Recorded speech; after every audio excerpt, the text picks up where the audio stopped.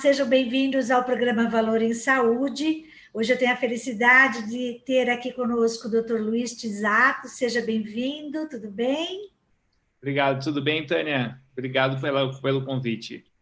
Tudo ótimo. Dr. Tisato, a gente já se conhece de longa data, não vou falar quantos anos para não revelar a minha idade, mas você tem uma trajetória brilhante, eu admiro a sua carreira, a sua dedicação e principalmente o seu empreendedorismo e inovação em prol da saúde. A gente vive um ano muito diferente, estamos aí há um ano com o programa, e este ano a gente trouxe muitas lideranças para compartilhar o que cada hospital, cada profissional estava fazendo para lidar com o coronavírus, com a pandemia. Então, foi uma curva de aprendizado para todos nós, certamente. O nosso programa ele era gravado ao vivo, no estúdio em São Paulo, para todo o Brasil, mas a gente acabou se adaptando para fazer nesse modelo digital, mas ainda bem que a gente já tinha o canal Valor em Saúde para poder fomentar essas discussões. Tisato, queria que você se apresentasse para os nossos ouvintes e falasse um pouquinho da sua trajetória e desse empreendedorismo que eu acabei de mencionar.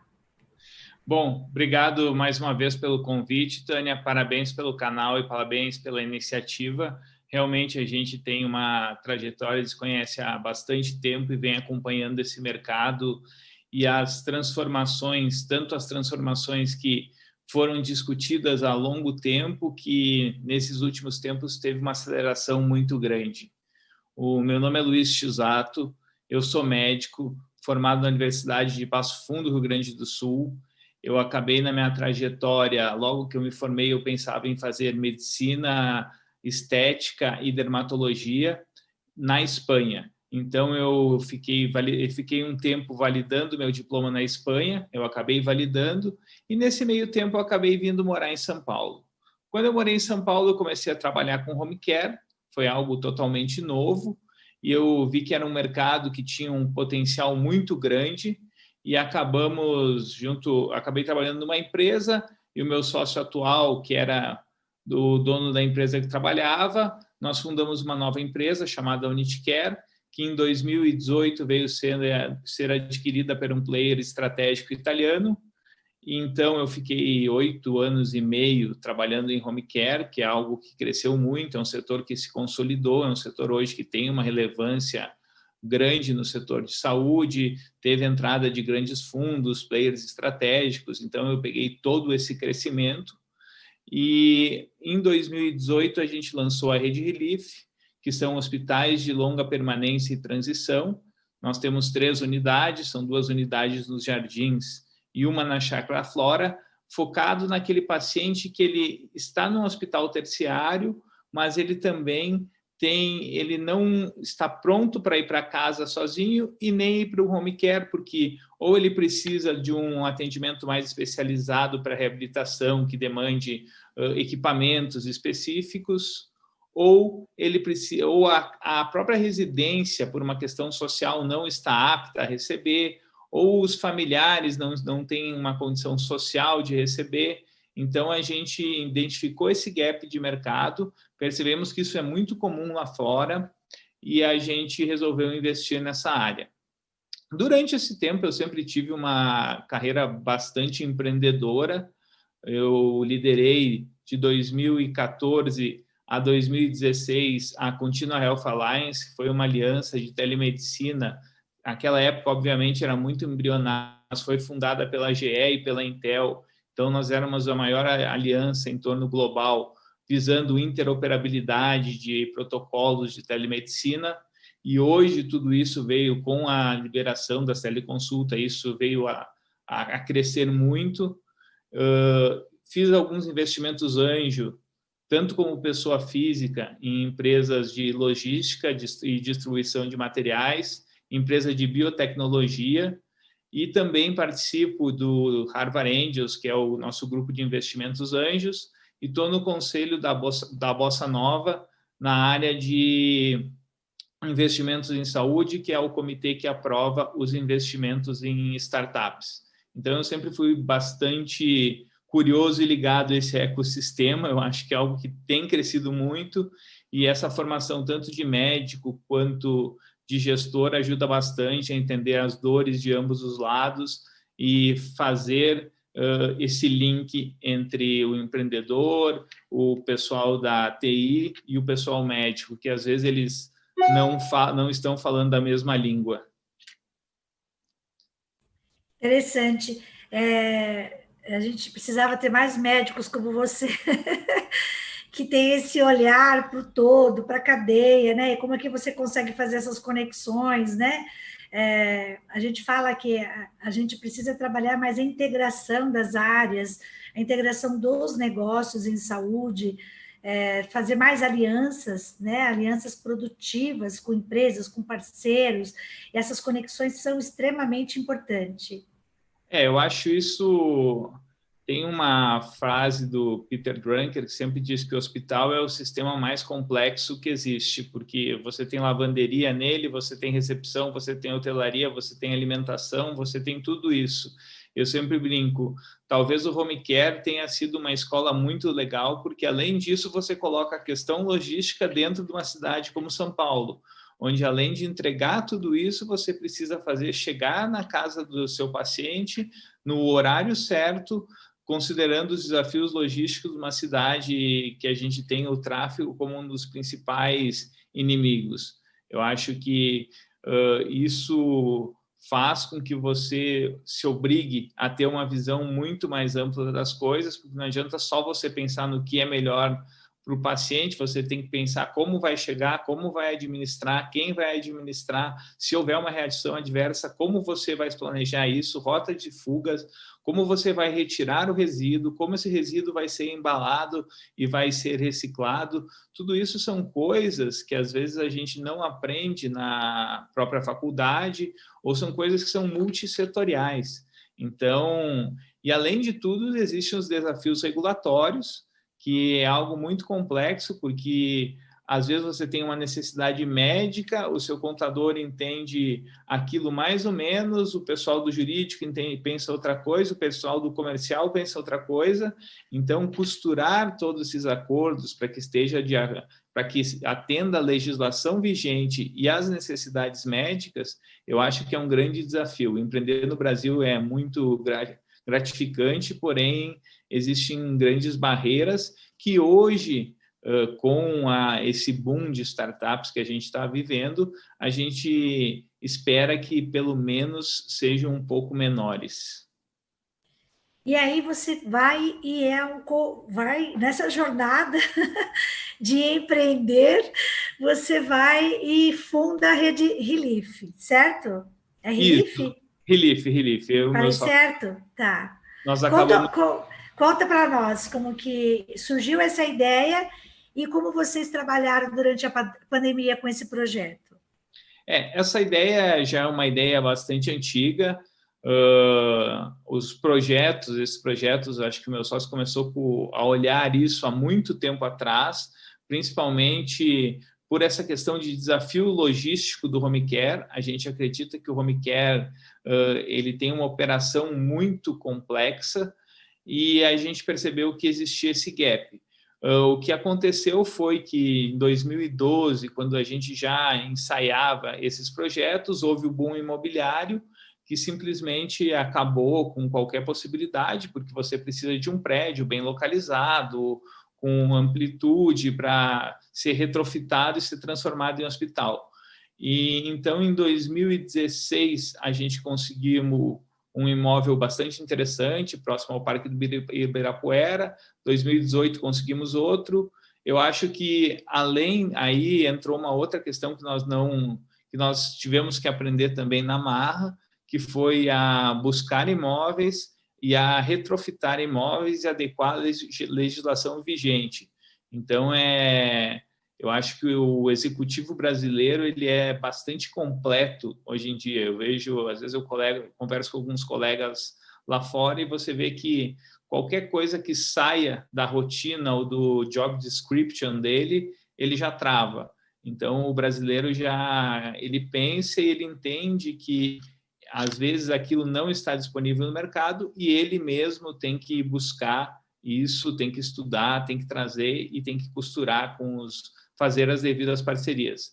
Então, esse projeto a gente tirou no papel e a gente roda ele concomitantemente com o Home Care, pois ele é uma integração da cadeia. A gente entende que existe o hospital terciário, que existe o hospital de transição e reabilitação, existe o Home Care e o paciente circula nesse ecossistema devido à necessidade dele. E, obviamente, que existem os consultórios médicos.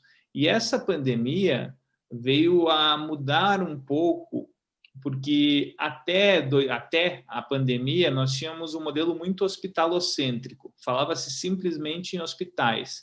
As pessoas tinham qualquer tipo, uma dor de garganta, por exemplo, e ela ia para a emergência do hospital XYZ. E o que a gente já sabe, já se estuda, é que isso não é o melhor modelo. O melhor modelo é que um atendimento de baixa complexidade seja feito em um consultório médico, em um gatekeeper, e não em um hospital terciário. Então, nós tínhamos estruturas gigantes de hospital terciário que acabavam fazendo um pouco de tudo. Na minha concepção, pode ser que eu não sou o dono da verdade, mas fazendo uma analogia um pouco simples, e até porque eu sou gaúcho, uma churrascaria ou serve churrasco ou serve sushi. Não dá para conseguir fazer tudo com excelência. Então, eu acho que a gente tem um futuro de ter os hospitais terciários fazendo cirurgia de grande porte, fazendo transplantes, fazendo cirurgia ortopédicas que exigem uma grande demanda e ter estruturas menores para reabilitação, para recuperação, estrutura hospital voltado mais para área cardíaca, mais para a área renal. Então, isso já é uma realidade nos Estados Unidos. Eu acho que a gente tem um modelo que é um pouco, que mistura um pouco o modelo europeu com o modelo... A gente tem uma jabuticaba aqui, digamos assim, mas mistura um pouco o modelo europeu com o modelo americano. Mas eu acho que pequenas estruturas onde você tem um atendimento mais especializado, mais humanizado, que você tenha um nível de infecção menor, que você exija um número menor de componentes, de equipamentos, você consegue ampliar a sua base, tratar seu paciente melhor e focar melhor isso. Perfeito. Tisato, você é médico, empreendedor, trabalha muito essa questão de tecnologia, enxerga oportunidades junto com as startups e com essas conexões todas que você possui. Como é que você vê a carreira médica e o futuro médico no Brasil? Bom, o que eu sempre digo, acho que quando eu vou conversar com startups ou conversar com qualquer empresa, todo mundo pensa, bom, a saúde vai se transformar? Eu acho que é uma transformação constante, mas gente doente, paciente, sempre vão necessitar ser atendidos. Então, o que muda? Pode mudar a forma de atender. Um paciente pode me contatar, isso sempre aconteceu, ele podia vir até o consultório e, não sei, ter uma dor de garganta, vamos supor. Ele podia ir até o consultório, o médico fazia a anamnese, examinava ele e ia fazer essa prescrição. Hoje, ele pode fazer isso via vídeo, inclusive existem câmeras, isso desde 2014, os Estados Unidos têm isso muito bem avançado, que são as câmeras específicas intraorais, que você coloca e você consegue já analisar a garganta dele, você vê, você olha como você estivesse olhando pessoalmente e você toma a decisão. O que isso beneficia o paciente? Você consegue fazer um atendimento mais rápido, fazer um atendimento eficiente, você consegue chegar, principalmente quando a gente fala de Brasil, em comunidades distantes, comunidades indígenas, comunidades que não têm médico, você consegue suprir a falta de médico que tem nos interiores através de telemedicina. Isso isso não é só na pandemia, mas isso é uma grande vantagem para todos nós. Então, eu acho que a telemedicina, sim, vem para ficar. Alguns estados dos Estados Unidos, hoje, 50% das consultas são feitas através de telemedicina e 50% são feitas presenciais. Nunca vai substituir totalmente o presencial, até porque não é essa a ideia, mas ela é uma ferramenta como hoje a gente usa FaceTime, como hoje a gente usa conferência. Essa entrevista, por exemplo, a gente tem uma liberdade muito maior e talvez a gente pode usar melhor o tempo, porque é legal se ter a entrevista pessoalmente, obviamente que é, mas a gente não tem perda de conteúdo fazendo da forma que a gente está fazendo. E não tem a questão do tráfego em São Paulo, que a gente entende que São Paulo, o grande desafio é logístico. Questão de telemedicina, de tecnologia em saúde. A gente vê hoje que a saúde tem mudado muito. Antigamente, o médico se formava, ele ia trabalhar num hospital, esse hospital, ele era... O diretor do hospital geralmente era o médico ou que fundou, ou era o melhor médico, talvez o melhor cirurgião, o melhor cardiologista, e não tinha muita questão de gestão. Hoje, a gente tem entrada de empresas listadas em bolsa, de bancos de investimento. Então, hoje, o gestor que está nesses hospitais, ele vai pedir indicadores, vai pedir coisas que não são coisas que você aprende na faculdade. Então, nós vemos assim, uma analogia seria, ele se torna um pouco mais parecido com um banco, ele busca uma eficiência muito maior, ele busca fazer mais com otimizar os recursos. Isso é muito bom para todo o ecossistema, e principalmente para o paciente, porque a gente tem realmente tem um gargalo no interior, e o que a gente precisa é cada vez mais fazer mais com os recursos que a gente tem. E a tecnologia serve exatamente para isso, evitando redundância de exames, porque tem paciente que às vezes acaba esquecendo, acaba indo em vários médicos e fazendo o mesmo exame várias vezes. Então, assim, não é só uma questão de custo, mas é uma questão de eficiência. Eu acho que tecnologia hoje nos faz ganhar tempo e nos faz ser eficiente. E todo médico que se forma, tanto ou o médico atual, ele precisa estar ciente das novas tecnologias. E até uma coisa engraçada, Tânia, falando um pouco, eu tenho bastante contato ainda com colegas que atuam no dia a dia, e eu sempre fui um grande defensor da telemedicina, até por esse meu background de contínua. Então, isso desde 2014 é algo que eu sempre falava em teleconsultas. Já tive algumas discussões um pouco mais acaloradas com o Conselho Federal de Medicina, e nós tínhamos muita resistência do pessoal dizendo, não, isso é um absurdo, isso jamais vai acontecer, nós nunca vamos permitir. E esses dias eu acabei passando no otorrino, fazer um procedimento, e ela, nossa, que maravilha essa questão de telemedicina, eu tenho atendido quase 50% dos meus pacientes online, tem sido tão bom. Eu falei, putz, mas eu sempre falei isso para vocês. E ela, não, mas eu não sabia que era tão simples. Então, eu acho que no momento que a gente usa, é quase que nem smartphone. Na teoria, ele é muito complexo, só que hoje ninguém vive mais sem smartphone. Então, acho que é uma ferramenta que vai estar presente, e, sem sombra de dúvida. A gente tem uma liberação emergencial durante a Covid, mas eu acredito que isso veio para ficar. Sim, com certeza. Tisato, a gente está indo aí para o nosso final. Eu queria que você deixasse uma mensagem de otimismo para quem está nos assistindo. Bom, eu acho que a humanidade, no geral, sempre evolui após grandes desafios. É muito ruim o momento que nós estamos passando, é ruim para todos, mas eu acredito que os próximos anos é um momento de refletir. Eu acho que existem muitas coisas que nós, como humanidade, temos que pensar, temos que melhorar. Falando especificamente em saúde, ficou extremamente claro que nós temos que melhorar o acesso à saúde, que nós temos que melhorar a questão de desigualdade social, que nós temos que melhorar como nós tratamos nossos pacientes e como nós dividimos essa questão de atendimento primário, secundário e terciário. Eu acho que tudo isso vai deixar uma marca e uma discussão futura que deve trazer benefícios.